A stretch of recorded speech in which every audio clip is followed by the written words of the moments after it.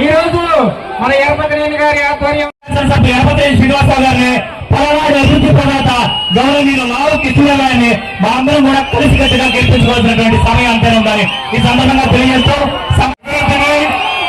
ఈ 19 నుంచి 24 వరకు జరిగిన అకృత్యాలని మీ అందరూ గమనించారు కాబట్టి మీరు మీ గ్రామాల్లో ఖచ్చితంగా అందరం కూడా కష్టపడి పనిచేసి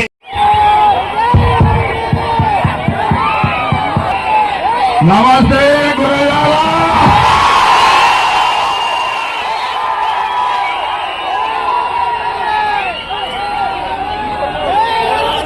పైన వేడి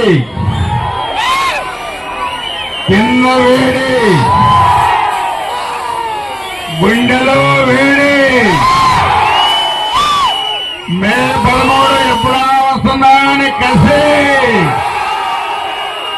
5 సంవత్సరాల అవమానాలకి 5 సంవత్సరాలు పెట్టిన ఇబ్బందులకి మే 13 బదులు తీర్చుకోవడానికి సిద్ధంగా ఉన్నా తమ్ముళ్ళందరికీ తెలుగుదేశం జనసేన భారతీయ జనతా పార్టీ నాయకులు కార్యకర్తలందరికీ అభినందనలు.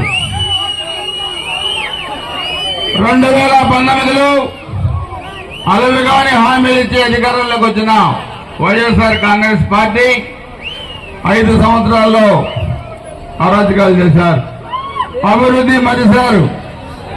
జగన్మోహన్ రెడ్డి ముఖ్యమంత్రి అయిన తర్వాత ఈ రాష్ట్రం ఆయన సొంతం అనుకున్నాడు.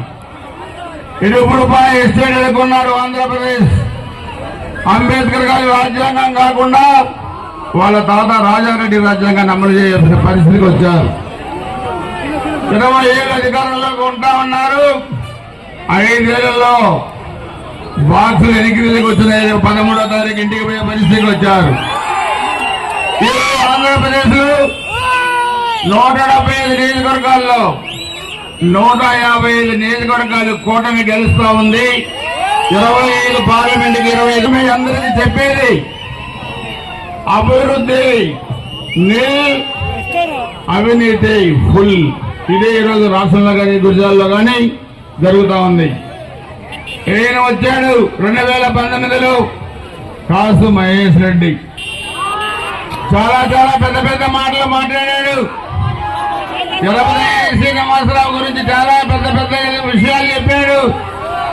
తిరుపతి శ్రీనివాసరావు అవినీతిని వెలుగు చేస్తా ఉన్నారు, జైల్లో వేస్తా ఉన్నారు. ఏసీబీ ఎంక్వైరీ చేశారు, సిఐడి ఎంక్వైరీ చేశారు. 5 సంవత్సరాల్లో వెంట్రుక కూడా పేకలేకపోయారు. అది తిరుపతి శ్రీనివాసరావు ఉన్న దమ్ము, ధైర్యం, నిజాయితీ అని చెప్పి కూడా చెప్తున్నారు. జంగా కృష్ణమూర్తి గారు ఒక సామాన్య కుటుంబం నుంచి వచ్చి బీసీ నాయకుడిగా రాష్ట్ర వ్యాప్తంగా ఎదిగారు. వైఎస్ఆర్ కాంగ్రెస్ పార్టీలో రాష్ట్ర బీసీసీఎల్ అధ్యక్షుడిగా ఉన్నారు, ఎమ్మెల్సీగా ఉన్నారు. కానీ ఆయనకి ఇచ్చిన గౌరవం ఈ కాసుమేశ్వరుడు ఏంటో మీరు చూశారు. అడుగడుగునా అవమానించారు. చివరికి సొంత గ్రామంలో మీటింగ్ పెట్టుకోలేని పరిస్థితి తీసుకొచ్చారు. జంగా కృష్ణమూర్తి గారు ఉన్న 10 సంవత్సరాలు ఎమ్మెల్యేగా, నేనున్న 15 సంవత్సరాలు 25 సంవత్సరాలు మేము ఫ్యాక్షన్ రాజకీయాలు చేయలేదు. అభివృద్ధి చేశాం, పేద ప్రజల్ని ఆదుకున్నాం. కానీ కాసుమేశ్వరుడు వచ్చిన తర్వాత ఈ గురజాల సొంతం అనుకున్నాడు. ఈ గురజాల నీ సొంతం కాదు, ఇది మా పల్నాడు సొంతం అవసరం ఉంది. అందుకే మీరు 11 మంది తమ్ముళ్ళు, 11 మంది తెలుగుదేశం పార్టీ కార్యకర్తల్ని, నాయకుల్ని కూడా చంపారు. 8 మంది పిల్లల్ని చంపారు.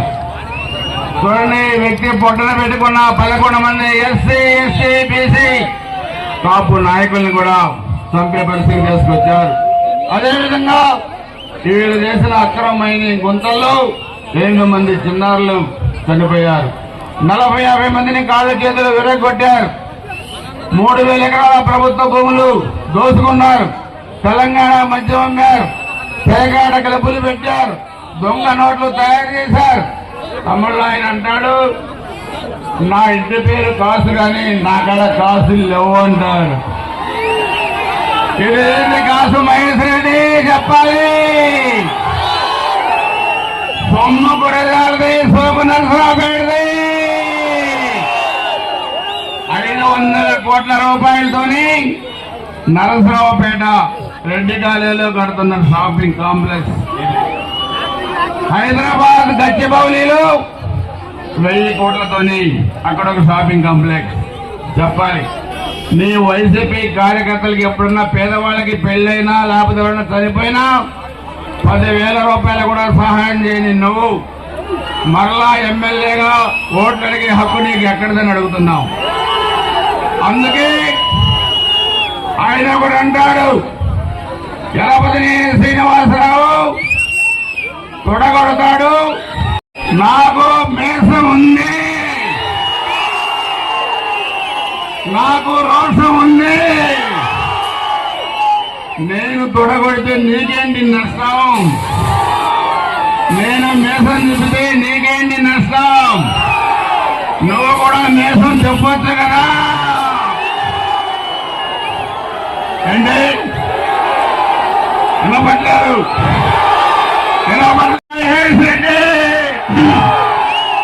గుర్తుపెట్టుకోవాల్సిన అవసరం ఉంది. అందుకే నేను మీ అందరికీ చెప్పేది, నేను కానీ జంగా కృష్ణమూర్తి గారు కానీ జనసేన బీజేపీ నాయకులు ఈ వేదిక మీద ఉన్న పెద్దలందరూ మీ అందరి ఆశీస్సుతోని ఈ నియోజకవర్గాన్ని అభివృద్ధి చేస్తాం. ఈ నియోజకవర్గాల్లో బడుగులు బలహీన వర్గాలకి పెద్దపీట వేస్తాం. మీ అందరూ కూడా అటు ఎంపీగా లావు శ్రీకృష్ణదేవరాయలు గారు ఒక మంచి వ్యక్తి మనకు వచ్చారు. శ్రీకృష్ణదేవరాయలు గారిని మంచి మెజార్టీతోని గెలిపించండి. ఇక్కడ మీ అందరి ఆశీస్సుతోని మీ అందరి మద్దతుతోని నేను 7వసారి ఈరోజు నామినేషన్ వేశాను. ఒకే నియోజకవర్గంలో ఒకే పార్టీలో 7 సార్లు నాకు సీట్ ఇచ్చారంటే అన్న నందమూరి తారక రామారావు గారి దగ్గర నుంచి నారా చంద్రబాబు నాయుడు గారి దాకా వరుసగా 7 సార్లు సీట్ ఇచ్చారండి.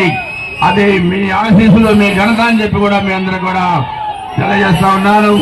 అందుకే ఈ 20 రోజులు మీ అందరూ కూడా 3 పార్టీల కూటమి గట్టిగా పనిచేయండి. వాళ్ళ దురాగతాలు చెప్పండి, మనం చేసిన అభివృద్ధి కార్యక్రమాలు, చేయబోయే అభివృద్ధి కార్యక్రమాలు చెప్పండి. మీరు 20 రోజులు పనిచేయండి. రేపు గెలిచిన తర్వాత మేము 5 సంవత్సరాలు మీకోసం పనిచేస్తామని చెప్పి కూడా మీ అందరూ కూడా తెలియజేసుకుంటూ, మరి ఇంత ఎండల్లో కూడా పెద్ద ఎత్తున వచ్చేసిన మీ అందరికీ పేరు పేరున హృదయపూర్వక నమస్కారాలు, ధన్యవాదాలు తెలియ. సైకిల్ గుర్తుకే మన ఓటు, సైకిల్ గుర్తుకే మన ఓటు. చంద్రబాబు గారి నాయకత్వం, మోడీ గారి నాయకత్వం. జై హింద్.